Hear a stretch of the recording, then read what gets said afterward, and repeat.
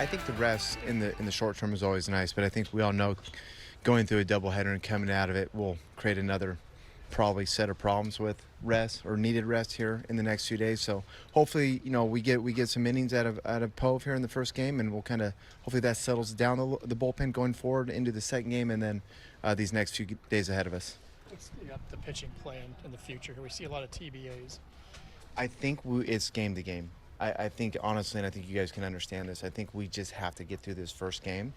We got to try to win it, obviously, and if you got to use 5 guys in the pen to try to win the first game, then so be it, and then that obviously affects game 2, which affects the next couple days. Trevor Rogers is here. Is he here to start game 2? We have him here. Once we get through the first game, we'll go from there. But with Cates game 1 and potentially Rogers at some point, what are the challenges for a left-handed pitcher pitching here at Fenway? A big wall, it's something that the hitters try to go after.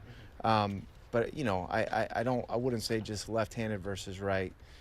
We trust Cade and all of our other left-handed pitchers. So they'll have a good attack plan. They'll go after these guys, and we'll see what happens.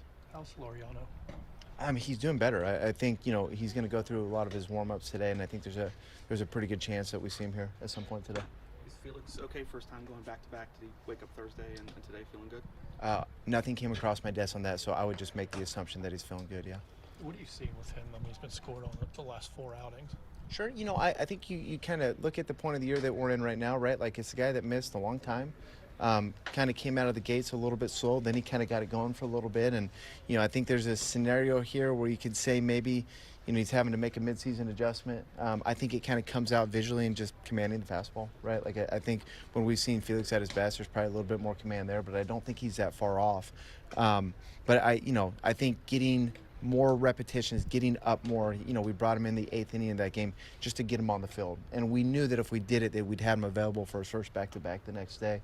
It was all part of the master plan, and it kind of worked out that way. And I think it was a slider that got hung, and the guy, got the barrel on and, tied it up. So be it.